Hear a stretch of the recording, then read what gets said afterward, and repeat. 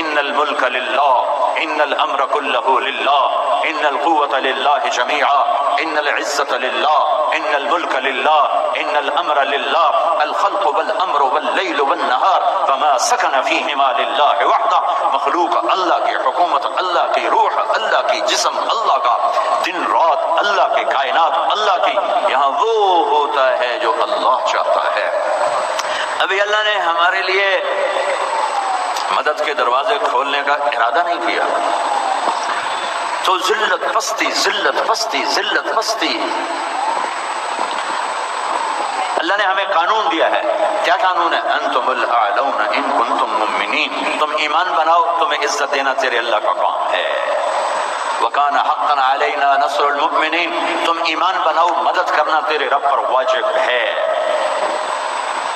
میرے بھائیو، بڑا مجمع ہے، اکثر نوجوانوں کا مجمع ہے. اس وقت دو چیزیں کر لو، دو چیز جو پورے قرآن کا خلاصہ ہے. اللہ نے سورہ یوسف کو کہا ہے احسن القصص نحن نقص علیک احسن القصص. میرے حبیب، آپ کو سب سے خوبصورت کہانی سنو. قرآن ویسے خوبصورت ہے تو قرآن کی سب سے خوبصورت کہانی سنو. کیا یوسف کی کہانی سنا تھا. اذ قال یوسف لأبیہ انی رأیت 11 کوکبا والشمس والقمر رأیتهم لی ساجدین. سورہ یوسف میں بے شمار حسن و جمال ہے. اس کو جو سب سے خوبصورت قصہ فرمایا ہے اس میں بے شمار حکمتیں ہیں.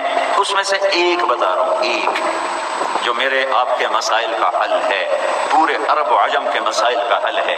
اس آیت میں اللہ نے سارے قرآن کو 2 لفظوں میں جمع کر کے پیش کر دیا. سارا قرآن 2 لفظوں، سارے قرآن کا خلاصہ 2 لفظ کہ میں اس دنیا میں اللہ سے تعلق ٹھیک رکھوں تو اللہ میرے ساتھ، اور اللہ کے بندوں سے تعلق ٹھیک رکھوں تو اللہ کے بندے میرے ساتھ. یہی میری کامیابی ہے، یہی میری کامیابی ہے. میرا ایک رخ اللہ کی طرف ہے، ایک رخ اللہ کے بندوں کی طرف ہے. میں اللہ سے کیسے جڑوں اس کا بھی ایک راستہ ہے، اللہ کے بندوں سے کیسے جڑوں اس کا بھی ایک راستہ ہے. جو یہ کر لے گا، مرد عورت، دنیا بھی اپنی آخرت بھی اپنی. یوسف علیہ السلام نے لمبی قربانی، لمبی مشقت اٹھائی، لمبی قربانی دی.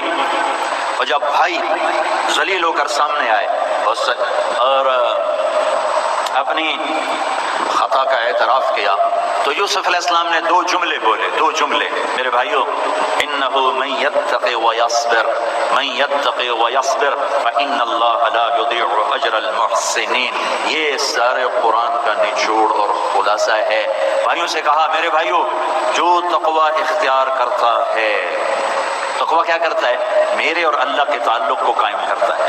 ویصبر، اور جو صبر کرتا ہے، صبر کیا کرتا ہے؟ وہ میرے اور بندوں کے درمیان تعلق کو قائم کرتا ہے. اللہ کا تعلق تقوی سے ملتا ہے، بندوں کا تعلق صبر سے ملتا ہے. منفی غلط رویوں پر صبر کرنے سے بندوں کا تعلق ملتا ہے. اور یہ 2 رخ جب انسان کے مکمل ہوتے ہیں تو وہ پورا انسان بنتا ہے، اور ایسے انسان جب زیادہ ہو جاتے ہیں تو ایک پورا معاشرہ بنتا ہے، اور ایسے معاشرے کو اللہ اپنی رحمت کی چھاؤں میں ڈھانپ لیتا ہے. اب اس 2 لفظوں کو اللہ نے سورہ یوسف میں بیان کیا. تقوی کو بیان کیا، صبر کو بیان کیا. تقوی کا قصے میں زلیخا کا قصہ بیان کیا کہ مصر کی حسین ترین لڑکی، اور یوسف علیہ السلام حسن کا شاہکار، اور سارے اسباب گناہ جمع کیے، ہر گناہ کے سبب کو پروان چڑھایا. وغلقت الابواب، دروازے بھی ایک نہیں کئی دروازے بند کیے.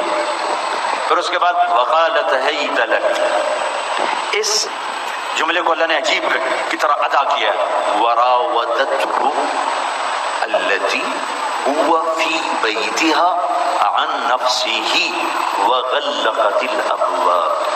یہ جملہ اس موقع کی سنگینی کو بتانے کے لیے ہے کہ یوسف کا کتنا خوفناک امتحان شروع ہو چکا تھا، ورنہ اتنا جملہ کافی تھا. وراودته عن نفسه، وراودته عن نفسه مطلب پورا ہو گیا. التي هو في بيتها عن نفسه وغلقت الابواب وقالت حیت لک، یہ اس معاملے کے خوفناک ہونے کو اللہ بتا رہا ہے. وقالت حیت لک، یہ قرآن کا عجب لفظ ہے، یہ 9 طرح پڑھا جا سکتا ہے. پورے قرآن میں کوئی لفظ ایسا نہیں جو 9 طرح پڑھا جائے. وقالت حیت لک، وقالت حیت لک، وقالت حیت لک، 3. پھر وقالت ہیت لک، وقالت ہیت لک، وقالت ہیت لک، 6. پھر 3 طرح اور، وقالت حیت لک، وقالت حیت لک، وقالت حیت لک، یا لمبا کر کے 9 طرح یہ لفظ پڑھا جا سکتا ہے. پورے قرآن میں ایک لفظ ہے. یہ وہاں بتلا رہا ہے کہ اللہ نے یوسف پر کتنا بڑا امتحان ڈالا. اور آگے ایک جملہ آیا، قال معاذ اللہ، زلیخا یہ خیال چھوڑ دو کہ تیرا حسن یوسف کو گمراہ کرے گا.